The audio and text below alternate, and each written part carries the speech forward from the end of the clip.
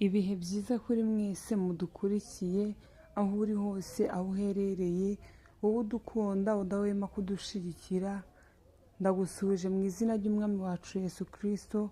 Amahoro y'Imana nabane nawe, ubuntu bw'Imana bukomeze bugwire kuri wowe, imbaraga z'Imana zikomeze zibane nawe.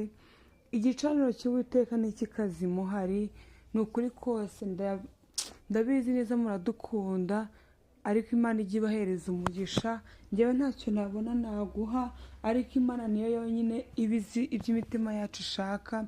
Niyo mpamvu nkubwiye ngo Imana iguhereze umugisha, aho dukurikira uri mu mpande enye z'isi, abadukurikira bari hanze, by'umwihariko n'abantu bari muri Afurika batuba hafi, ndinginga kubw'imbabazi z'Imana kugira ngo Imana ibahereze umugisha, Imana ibongerera amavuta n'imbaraga.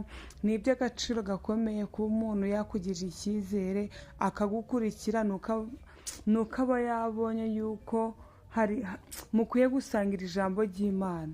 Ni ukuri kose Alliance Official ni umuryango mugari, tubahaye ikaze. Waba wifuza kuduhereza ubuhamya, abafite ibyifuzo bitandukanye, mwese mujye mutwandikira, turahari. Imana yaraduhamagaye kugira ngo tujye dufatanya gusenga, Imana yo mu ijuru yibahereza umugisha. Tugiye kuganira amagambo y'Imana ho gatoya, ubundi tuyasengeremo. Tugiye kuganira amagambo y'Imana ari mu Bakorinto ba kabiri, ibice 4 guhera ku murongo wa 8. Umutwe w'amagambo uravuga ngo imibabaro iboneka mu kubaho kw'intumwa. Imana ishimwe. Umurongo wa 8 handitswe ngo dufite amakuba impande zose, ariko ntidukuka imitima. Turashobewe ariko ntitwihebye. Turarenganwa ariko ntiduhanwa. Dukubitwa hasi ariko ntidutsindwa rwose. Tugendana mu mubiri iteka urupfu rwa Yesu, ngo ubugingo bwa Yesu nabwo bugaragarire mu mibiri yacu. Imana ishimwe. Reka dusubiremo mu izina rya Yesu. Dufite amakuba impande zose, ariko ntidukuka imitima. Turashobewe ariko ntitwihebye.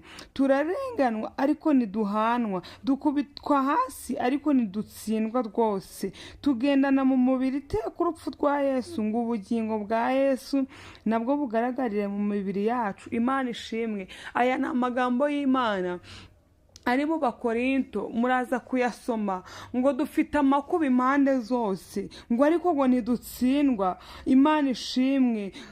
Yesu nahimbazwa. Hano ngaha harimo ibintu byinshi, harimo ijambo amakuba, harimo ijambo gushoberwa, harimo ijambo kurenganwa, hariho n'ijambo gukubitwa hasi. Ngo dufite amakuba impande zose. Muri uru rugendo rw'intumwa twese tugira amakuba. Ni nayo mpamvu uri intumwa y'Imana, kuba yaragushize ku isi. Uri intumwa y'Imana, uri ambasaderi y'Imana. Niyo mpamvu utazabura amakuba impande zose. Imana ishimwe. Ntabwo uzabura amakuba, ntabwo uzabura ibigutoteza, ntabwo uzabura abantu baguca intege, nta nubwo uzabura abantu bakubwira ngo igihe wasengeye wabivamo, nta nubwo uzabura abantu bakubwira ngo ibi ngibi byaranze bivemo ushakira ahandi, nta nubwo uzabura abantu bakubwira ngo ejo hawe ni habi ipfire birangire. Ntabwo uzabura amakuba impande zose. Bibiliya yatubwiye ngo ni impande zose, bishatse kuvuga ngo wagira amakuba uri mu muryango mwiza, wagira amakuba uri mu muryango mubi, wagira amakuba warabyaye abana akaribo bakubera ibigeragezo.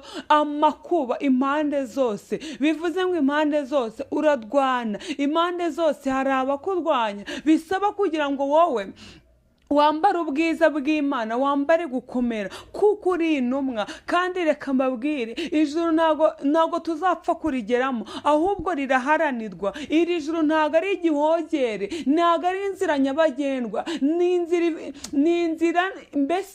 inzira ifunganwe kugira ngo uzasoze iyi nzira. Biragusaba kugira ngo uzabe waranesheje aya makuba ari impande zawe. Ikindi ngo ngo tugira gushoberwa ngo ariko ntitwihebye. Imana ishimwe. Hari igihe ubona mu miryango byaranze ukabona byaragushobeye, hari igihe ugera mu bana ukabona byagushobeye, hari igihe ugera mu kazi ukabona byagushobeye, hari igihe ugera muri kampani ugasanga byagushobeye, hari igihe ugera mu iseta ukabona birakuyobeye ngo ariko ntitwihebye. Imana ishimwe. Reka ngutangarize, wikwiheba nubwo washoberwa, wikwiheba kuko hari uwadupfiriye, hari Imana yatugiriye ku musaraba. Yesu ubwo yagiye ku musaraba yaravuze ngo byose ndabirangije, ariko Imana ishimwe yaravuze ngo nubwo ngiye ntabwo mbasize nk'imfubyi, nzaboherereza umufasha, uwo mufasha azabamara ubwoba. Imana ishimwe. Rero ntabwo bugomba kugira, nta bwoba bugomba kuza iwawe, nta bwoba bugomba kuza ngo nuko abakiriya babuze, nta bwoba bugomba kuza ngo nuko bizinesi yaferinze, nta bwoba bugomba kuza ngo nuko mu miryango byacitse, nta bwoba bugomba kuza ngo nuko hagati yawe n'umugabo wawe bitari kugenda neza. Ntabwo bugomba kugira kuko abana bawe uri kubona ku ishuri byagenze nabi, ariko ihangane. Ahari kurira kwararira umuntu nijoro, bwasha mu gitondo impundu zikavuga. Ndagira ngo nkubwire, igihe cyose waba umazemo iminsi, igihe cyose uri ku musozi, biragusaba kugira ngo urwane, kuko ku musozi haba ibintu bisitaza, ku musozi haba ibintu bimeze nk'ibitugerageza, ariko Imana ishimwe ngo ntago twihebye. Gushoberwa ngo nubwo washoberwa ariko ntago twihebye. Ikindi harimo ijambo kurenganwa. Imana ishimwe, ariko ntiduhanwa. Nubwo twarenganwa, nubwo imiryango yatuvaho, nubwo byagenda bite, uko warenganwa kose, nubwo wagera mu kazi ugiye kudepoza ukabona examen bamahaye wayikoze neza, ariko ejo ugasanga ntabwo uri mu bantu bafashe, nubwo warenganwa ariko ntuhanwa, ntabwo wiheba. Nubwo ayigamana we, nubwo warenganwa mu muryango ukabona wabaye igicibwa, ariko nyamaze uri kurengana, ndagira ngo ngutangarize, Imana iraje kandi wihangane. Guma mu mwanya wawe, ayiwe guma mu mwanya wawe. Nukuri kose nawe nubwo warenganwa, hari Imana izakurenganura. Hari Imana ijya ruswa. Ayiwe nubwo abantu wabahereza ruswa kugira uramuke kabiri, iyo ruswa igera higashira, ariko iyi Imana iyo wayizeye ukemera kurenganwa, ukemera guca mu nzira ifunganwe, haba hari ubutabazi. Kuko nyuma y'imibabaro hari ukunezerwa, nyuma yo gutotezwa hari ukwishima, nyuma y'agahinda, nyuma y'intimba hari ukunezerwa. Nyuma y'ibi byose hazaba umunsi mwiza, hazaba umunsi mwiza utarigezwe kubaho ukundi. Imana ishimwe. Uyu munsi mwiza ndawukwifurije, nkukwifurije mu izina rya Yesu, kugira ngo nawe ahari buzongere gucya wumve wishimye. Hari irindi jambo ririmo gukubitwa hasi. Ayiwe hari igihe ugeramo umuntu akaguca amazi bikakurenga, ukibaza niba warasenze, ukibaza niba uri umugabo mu rugo, ukibaza niba uri umugore, ukibaza niba uri umwana mu rugo, bikakuyobera. Umuntu akaguca amazi akagukubita hasi. Hari igihe bibabaza, ukabwira umukozi ati wanyura hano, akakureba ukibaza niba uri mabuja, ibintu bikakuyobera. Ukabwira umutware ati mutware, iri joro nshaka kugira tuganire, kakubwira ati ndi bize mada, ukibaza nimba ari wowe wayigeze gukundwa, bikakuyobera. Ukabwira umugore wishakiye, mwari mukundanye, nkaga ati sheri uyu munsi nshaka kugira ngo dusohokane dusangire, kakubwira ati ndi bize, hari ibyo mugiyemo, akaguca amazi akagukubita hasi, ibintu bikakurenga. Nukuri kw'Imana biba bibabaje kugira ngo ube wiyoboreye abakozi, watangira kubabwira ngo munyura aha, ukibaza uko byagenze, ukibaza umudayimoni waguhagurukiye, bikakurenga. Ayiwe ngo turarenganwa ariko ntiduhanwa, dukubitwa hasi ariko ntidutsindwa. Ndagira ngo nkubwire, nubwo ibitero by'abadayimoni byamanuka, ntabwo twiteguye gutsindwa. Nubwo amagambo yaba menshi, ntabwo twiteguye gutsindwa. Nubwo ibigeragezo byaba byinshi, ntabwo ntabwo twiteguye gutsindwa nubwo amarira n'agahinda byaba byinshi. Ntukemere gutsindwa, ntukemere gushira baro hasi. Wowe komeza uhangane, komeza uhangane, komeza uhangane kuko uri intumwa. Nubwo byagukubita hasi ntabwo uzatsindwa kuko uyu mugabo wiringiye, uyu mugabo wiringiye ntabwo ajya akoza isoni, ntabwo ajya ahemba inabi, nta nubwo ajya ahemba agahinda. Nyuma y'ubu buzima hari ubundi buzima. Iri jambo tugiye kurisengeramo, ayiwe tugiye gusenga, tugiye gusenga. Hari ibintu bigomba guhinduka, hari diferensi igomba kuza hagati y'umuntu wasenze, hari diferensi igomba kuza hagati y'umugore wasenze n'utarasenze, hari diferensi igomba kuza hagati y'umugabo wubasha Imana n'utarayubashe, hari diferensi igomba kuza hagati y'abana basenze, hagati y'abana bavukiye mu maraso ya Kristo, hagati abana bagiriwe ku mavi n'abataragiriwe ku mavi. Hari diferensi igomba kuza mu kazi kawe kuko wasenze, ikagatandukana na kakandi k'umuntu utarigeze kumenya Imana. Hari ibintu bigomba guhinduka niba turi abo yaremwe, ituremeye imirimo myiza muri Kristo Yesu. Haleluya. Tugomba natwe kuba icyitegererezo cyiza mu izina rya Yesu Kristo. Tugiye gusenga. Mwami Imana yacu, Mana ishobora byose, turagushimye kubw'ijambo ryawe. Ijambo ryawe ni umutsima utera imbaraga, ijambo ryawe ni akabando ducumbagiraho kakatwongera iminsi yo kubaho. Nuhabwe icyubahiro, nuhabwe icyubahiro, nuhabwe icyubahiro. Mbere na mbere ndakwinginze kugira ngo ubanze watweza. Hari ibyo twagendeyemo bituma tutakomeza kuba connected nawe, hari ibyo twagiyemo,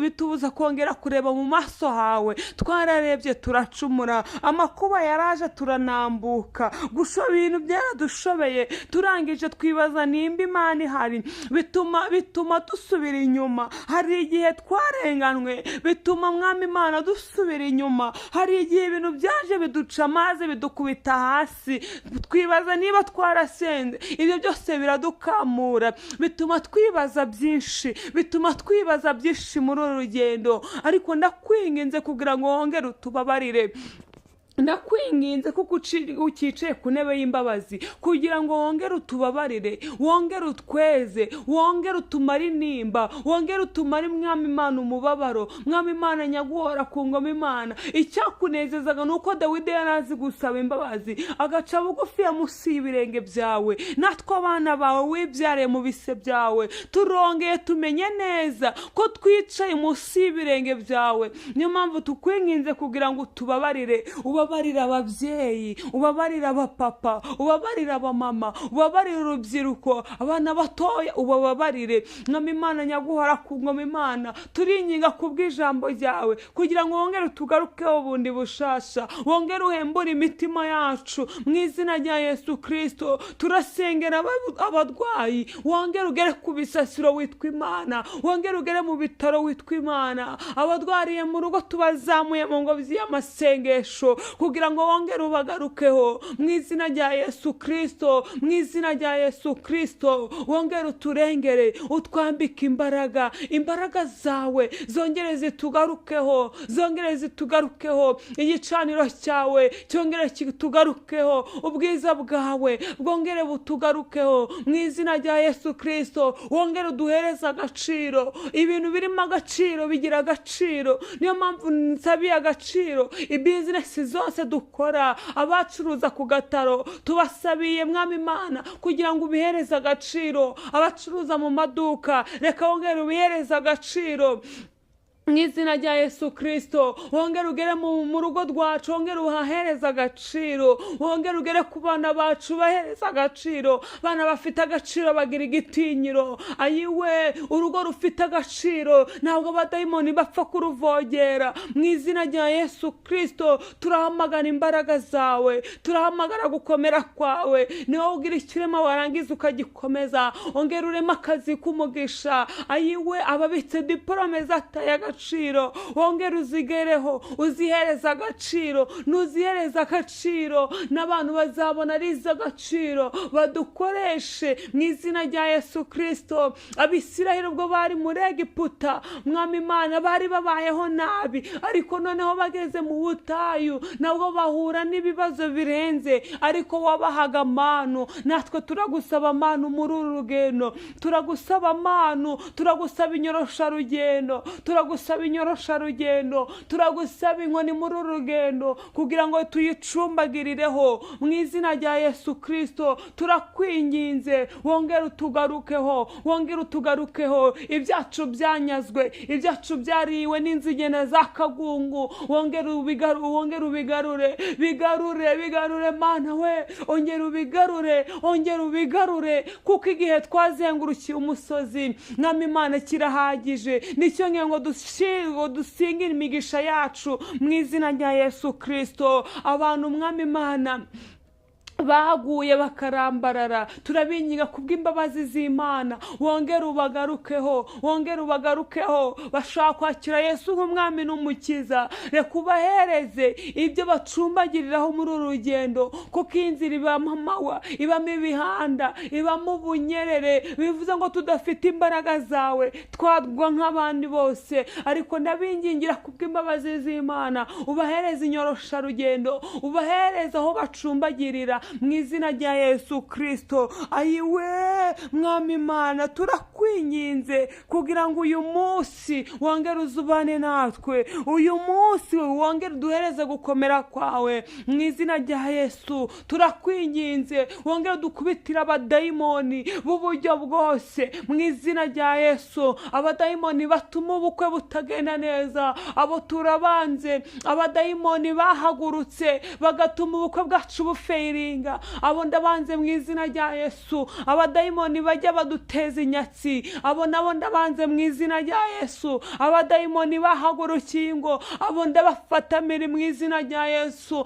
Umubyeyi wakwizeye ntago akwiye gushinyirwa ngo arangize agerekaho amarira mu izina rya Yesu. Ongera uzibura inda z'ababyeyi, utanga abana b'umugisha, utanga abana b'umugisha. Turatuye kubw'imbabazi zawe Mwami Imana, utanga abana b'umugisha mu izina rya Yesu. Ntabwo twarushe dusengera ubukwe ngo twongere dusengere n'abana, ahubwo byose ubikorere kwiyubahisha. Twagusengaga tukwizeye mu izina rya Yesu Kristo. Turakwinginze